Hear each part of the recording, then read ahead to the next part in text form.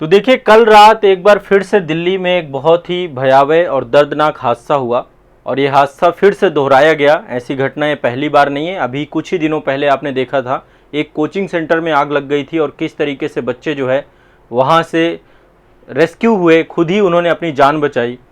वो स्थिति का दोहराव हो गया और ये दिखाता है कि कितनी असंवेदनशीलता है हमारी सरकारों में। दिल्ली जैसी जगह, आप सोचिए, जहाँ पे G20 शिखर सम्मेलन हम आयोजित कर रहे हैं, जहाँ पे एक बहुत बड़ा सोर्स ऑफ इनकम है मुखर्जी नगर, जहाँ पे कोचिंगें चल रही हैं, लाखों की संख्या में बच्चे फीस देते हैं, हर महीने 10,000, 15,000, 20,000 रुपए खर्च करते हैं। कितने लोगों का वो व्यावसायिक केंद्र बन चुका है और बच्चे सिर्फ और सिर्फ यहाँ पे शोषित हो रहे हैं। कल की घटना आप देखिए, ये अपने आप में बहुत ही भयावह घटना थी। आप सोच नहीं सकते, कल जब ये मुझे जानकारी मिली इसकी, तो आप सोच सकते हैं उसके बाद मन बहुत व्यथित है। मैं आपको दिल्ली मुखर्जी नगर के कुछ काले एक तरीके से अध्याय बताना चाहता हूँ कि कितनी बुरी स्थिति है इस क्षेत्र की।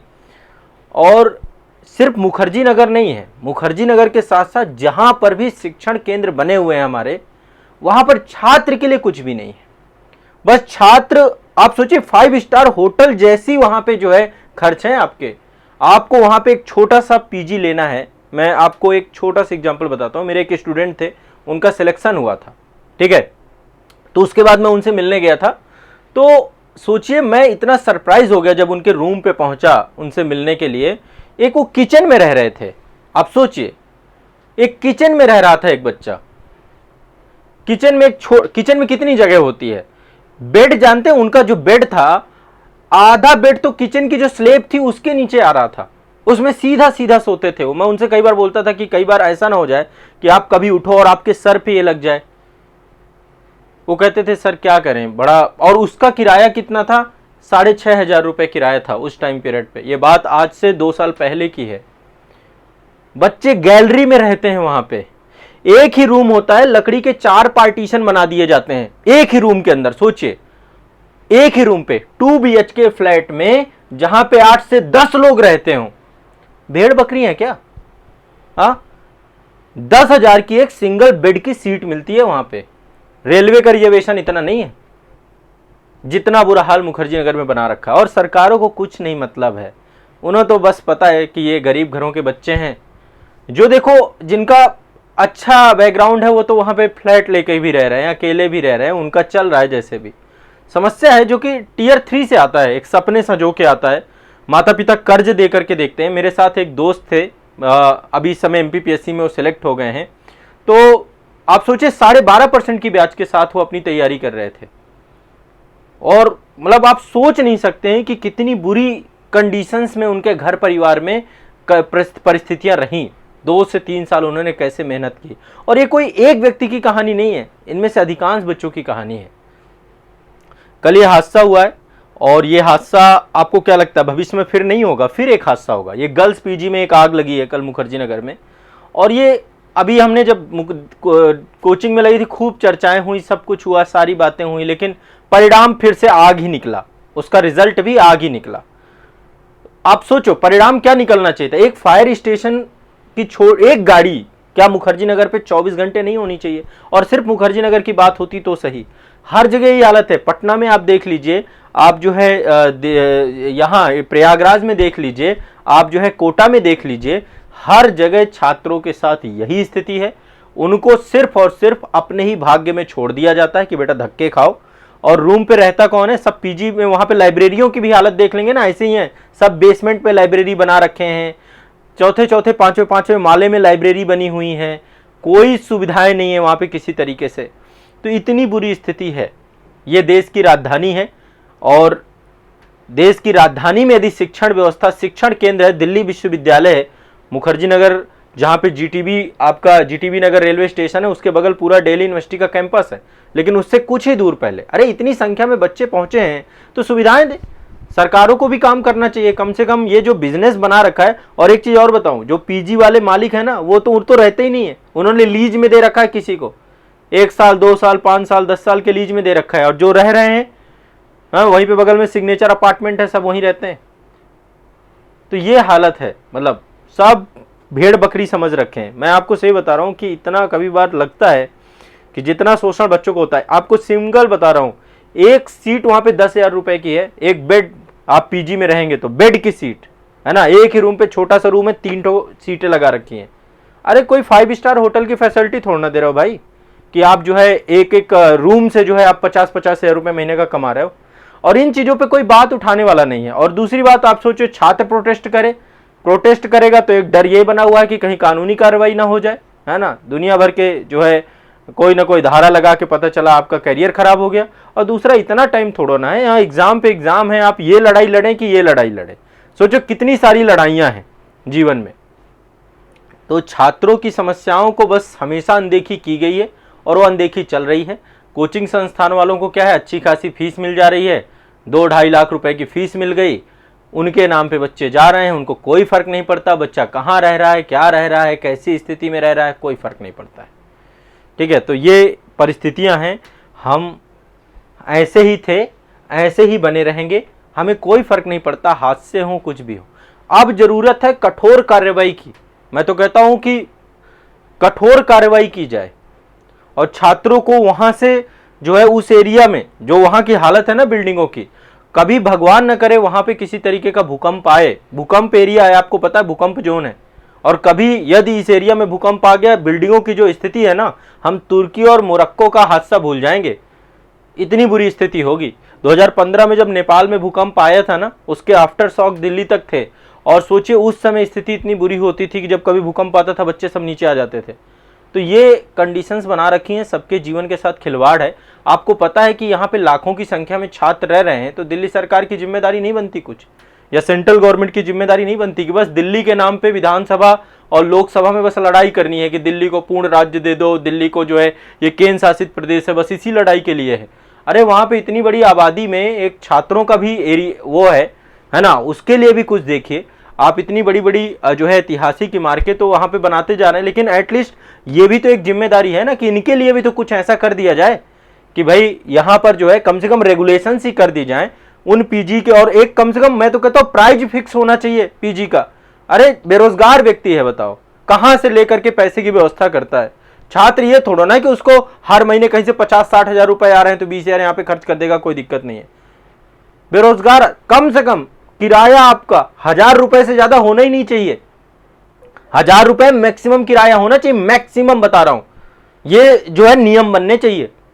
1000 रुपए से ज्यादा किराए पर सरकार को जो है, और बकायदा रिसिप्ट, 1 रुपए की रिसिप्ट नहीं वहां कोई देता है, सब ब्लैक मनी जनरेट हो रही है। तो ये हालत बना के रखी हुई है, और इस तरीके के हादसे हो रहे हैं, होते रहेंगे, क्योंकि कोई कुछ करने वाला नहीं। आज फिर हमने मान लीजिए, चलिए आज सेशन में यहाँ पे डिस्कशन हो गया, लेकिन इस डिस्कशन का क्या फर्क पड़ना है, मीडिया भी 4 दिन चिल्ला करके फिर उनके अपने मुद्दे आ जाते हैं, उनके अपने ही मुद्दे खत्म नहीं हो रहे हैं। ठीक है, मीडिया में तो कोई उससे तो उम्मीद ही नहीं है, और सरकारों को भी यही है कि भैया प्रोटेस्ट करिए, चलिए जेल में डाल देंगे, ये कर देंगे, वो कर देंगे। तो ये स्थितियां बनी हुई हैं। देखो इसीलिए कह रहा हूं, देखो सिलेक्शन आपका अपने माध्यम से होता है, ये बात दिमाग में बैठा लो। आप लिखोगे ना, आप ही तो अभी मेंस चल रहा है, आप भी लोग लिख के आते हो ना, कोई और दूसरा थोड़ा ना आपको लिख के आता है कि दूसरा लिख के आता हो, आपकी ही मेहनत होती है, 90% से ज्यादा आपकी मेहनत होती है। आपको सही गाइडेंस आज के टाइम पीरियड पे ऑनलाइन से खूब मिल रहा है, यदि आप भटके ना, आप यदि डिसिप्लिन रख लें तो ऑनलाइन से बेहतर आपके पास कोई दूसरा विकल्प नहीं है। बस थोड़ा सा आप लोग अब सजग बनिए, ये लाखों रुपए ऐसे उड़ाइए मत, थोड़ी मेहनत करिए, और मेहनत करके पढ़ाई करके अपना सिलेक्शन लीजिए, बिना मतलब के चक्रों में मत पड़िए। आप भाग रहे हैं पागलों की तरह, चीजें कर रहे हैं। आप जहां पर भी हैं, ग्रेजुएट हो गए, अच्छी यूनिवर्सिटी से ग्रेजुएट हो जाइए, पोस्ट ग्रेजुएशन भी कर लीजिए साथ साथ, लेकिन कंपटीशन एग्जाम की तैयारी के लिए अपने ऊपर भरोसा रखिए। आप ही अपने सिलेक्शन के कारण बनेंगे, कोई दूसरा आपका सिलेक्शन नहीं करा देगा। आपको पढ़ना है, आपको किताबें पता है, आज के टाइम पे ऑनलाइन कंटेंट उपलब्ध है ना। तो आप लोग थोड़ा सा इस चीज पे अपने भरोसा करिए, कोई आपको संजीवनी बूटी नहीं दे देगा। यदि लाखों की संख्या में, तो सिलेक्शन उन्हीं का हो रहा है जो पढ़ रहे हैं, जो मेहनत कर रहे हैं, अपने बलबूते पर निकल रहे हैं। ये तो बाद में श्रेय लेने के लिए सब टूट पड़ते हैं। आपको एक चीज बताऊं, जिस दिन सिलेक्शन होगा ना, श्रेय लेने के लिए यदि 10,000 कोचिंग होगी तो 10,000 कोचिंगें श्रेय ले लेंगी आपका, कि नहीं मैंने पढ़ाया। कोई किसी के यहाँ आप इंटरव्यू, वहां पे जाके फॉर्म भी भर के चले आओगे ना, कि इंक्वायरी फॉर्म आप भर के आओ, तो भी कहेगा कि ये मेरे यहां से ही पढ़ा था। ये हालत है कोचिंग इंडस्ट्री की। क्यों? क्योंकि उस बच्चे के नाम पे फिर लाखों रुपए की ठगी करनी है। देख लेना इस बात को। आप जहां भी जा करके, और मान लो कह रहा आपने पढ़ा भी नहीं है और आप फोन लगा के ये बोल दो कि मैं आपका नाम लेना चाहता हूं, तुरंत तैयार हो जाएंगे। ये तो इथिक्स है इनकी, ये तो कहानी है। तो इसलिए ज्यादा झंझटों में मत पढ़ो, है ना। अपने ऊपर भरोसा करो, अपनी पढ़ाई करो, आप लोग मेहनत करो। और यदि पैसा आप लोगों के पास बहुत ज्यादा है, भरा पड़ा है आपके पास पैसा, तो बहाओ भाई, कोई दिक्कत नहीं है। बहाओ, गरीबों में दान कर दो, सब कुछ कर दो। सिलेक्शन तभी आपका होगा जब आप अपने बलबूते में रहेंगे, जब आप मेहनत करेंगे स्वयं का। ठीक है, मेरा बस इतना ही कहना है। और देखो, मैं हर बार जब भी कभी कोई स्थिति होती है, जब छात्रों के साथ कोई समस्या होती है, तो मुझे बहुत पीड़ा होती है। अब मुद्दा यह कि इन सब मामलों में हम क्या कर सकते हैं, बताइए, हम क्या कर सकते हैं। मैं आपको सही बताऊं, जब दिल्ली में मुखर्जी नगर पे घटना हुई थी ना, ऑफलाइन की, मतलब ऑफलाइन कोचिंग वाला जो आग लगी थी वहां पे, उसके बाद से मैंने संस्थान को कंप्लीटली ऑनलाइन कर दिया। क्योंकि भाई आप खुद सोचिए, कंप्लीटली ऑनलाइन हर चीज की। भैया बच्चा है, ऑनलाइन कंप्लीटली पढ़ेगा। और आज के टाइम पे इतनी बड़ी संख्या में बच्चे पढ़ रहे हैं, कंटेंट भर उसको प्रॉपर पहुंच जाए, उसको प्रॉपर गाइडेंस पहुंच जाए और आराम से पढ़े। लेकिन अब वही है स्थिति, आप लोगों को समझ, जब तक आप नहीं समझोगे तब तक नहीं चीजें होंगी। आपको बातों को समझना पड़ेगा। ठीक है, तो मेहनत करिए, अपने ऊपर भरोसा रखिए, और बस मार्गदर्शन चाहिए। जैसे अब मैं आपको क्या कर रहा हूं, आंसर राइटिंग करिए, लिखिए। अरे भाई नहीं लिखोगे तो कौन आपको लिखवा देगा? कोई वहां पे ये थोड़ा ना है कि जब आप एग्जाम हॉल पे बैठे होंगे तो कोई आपके साथ आके बैठ के आपका राइटर लिखेगा या टीचर आकर के लिखेगा। कोई नहीं लिखने वाला है। आप खुद अपने, जब आपकी आंसर राइटिंग अच्छी नहीं होगी, वो सब काम आपको करना है। OMR सीट आपको भरनी है, वहां पे जाके इंटरव्यू बोर्ड के सामने आपको बैठना है। अब उसके लिए आप लाखों रुपए खर्च कर लो, हजारों रुपए खर्च कर लो, आपके ऊपर है, आप तय करेंगे। और नहीं तो देखिए, ऐसे व्यवसाय और बिजनेस ये ऐसे पलते पुलते रहेंगे, आप लोग सिर्फ और सिर्फ आय के साधन बने रहेंगे। ठीक है, किसी को कोई फर्क नहीं पड़ता है कि कौन जल जाएगा कौन मर जाएगा, कोई फर्क नहीं पड़ता। लोगों के तो पैसे बन गए, वो दूसरी बिल्डिंगें खरीदने में लग गए, लोग मर्सिडीज में चल रहे हैं आज के टाइम पीरियड पे। तो आप अपने जो भाग्य निर्माता है खुद बनिए, किसी के भरोसे बैठेंगे तो कोई फायदा नहीं। मांझी मूवी देखी है ना, क्या बोलता है कि भगवान के भरोसे मत बैठो, क्या पता भगवान आपके भरोसे बैठा हो, है ना। तो ये चीज ध्यान रखना, जहां भी हो घर बैठे पढ़ाई करो। खूब कंटेंट अवेलेबल है आज के टाइम पे, कोई दिक्कत नहीं है। सुबह से शाम तक मैं आपको पढ़ाता हूं। सुबह 5:30 बजे मेरी करंट अफेयर्स की क्लास होती है, फिर आंसर राइटिंग कराता हूं, फिर शाम को आपका 7 बजे सेशन लेता हूं, और दिन भर ऑनलाइन बैचेज में क्लास करता हूं। ठीक है, बहुत ज्यादा फटक, बट अपने ऊपर भरोसा रखो। एनसीईआरटी पढ़ना है, एनसीईआरटी पढ़ो। कौन पढ़ेगा? कुछ लोग तो एनसीईआरटी का कोर्स खरीद रहे हैं। अरे भैया, एनसीईआरटी खुद पढ़ना है, कोर्स खरीद के क्या हो जाएगा? कोर्स भी पढ़ा रहेगा एक कोने, आप जैसे पढ़े हुए हो। जो चीजें खुद करनी है खुद करना, जहां पे रीडिंग करनी है। अरे कोई लक्ष्मीकांत के लोग वीडियो बना के डाल रहे हैं, लोग लक्ष्मीकांत देख रहे हैं। अरे भाई खुद पढ़ लो, किताब में लिखा हुआ है। भाई ये बात तो समझ आती है कि आपने पॉलिटी का बैच ले लिया, आप लक्ष्मीकांत बुक को पढ़ रहे हो वीडियो के माध्यम से। अरे तो भैया आपका सिलेक्शन नहीं होने वाला, आप बैठे रहो एक तरफ। आप जैसे के लोगों को आयोग को जरूरत भी नहीं है। कौन भैया है, कौन लक्ष्मी, कौन एनसीईआरटी का कोई वीडियो देखेगा? अरे एनसीईआरटी खुद रीडिंग करिए, इतनी समझ विकसित करिए। यदि आपके दिमाग में यह क्षमता नहीं है कि किताब को आप समझ पाओ, तो फिर तो आपको आयोग के लिए, आप वैसे भी अयोग्य घोषित हो गए। हाँ, इतना अतार्किक व्यक्ति छोड़ना चाहिए आयोग को। आयोग आपकी प्रतीक्षा थोड़ा कर रहा है। तो थोड़ा सा खुद पे भरोसा करना चालू करिए। ठीक है, ये बात मैं 1000 बार बोल चुका हूं। ठीक है, ज्यादा कोचिंग के चक्कर में मत पड़िए। कोचिंग आपका कोई भला नहीं कर देंगे कि कोचिंग आपको कोई अमृत पिला देंगे। ठीक है, खुद की मेहनत और परिश्रम से चीजें होगा। और ऐसी देखो घटनाओं में संवेदनाओं के अलावा क्या बचता है? कहीं कोई हादसा बदल जाए तो चलो बहुत अच्छी बात रही, कोई बच्चा कुछ हुआ नहीं। मान लो किसी के साथ कुछ घट जाता तो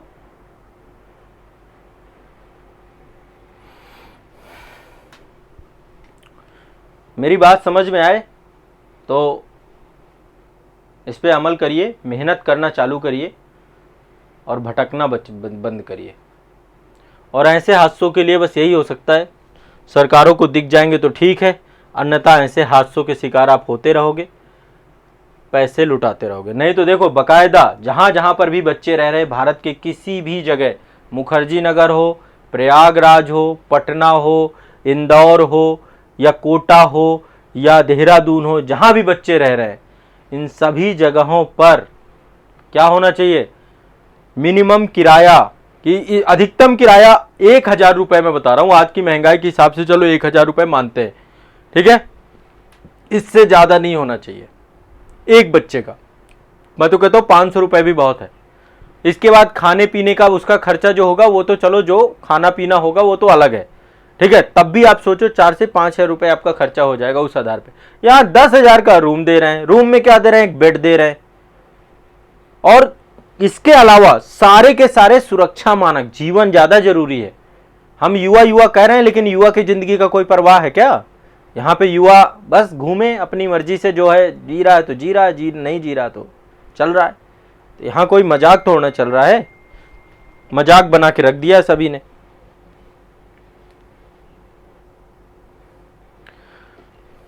चलिए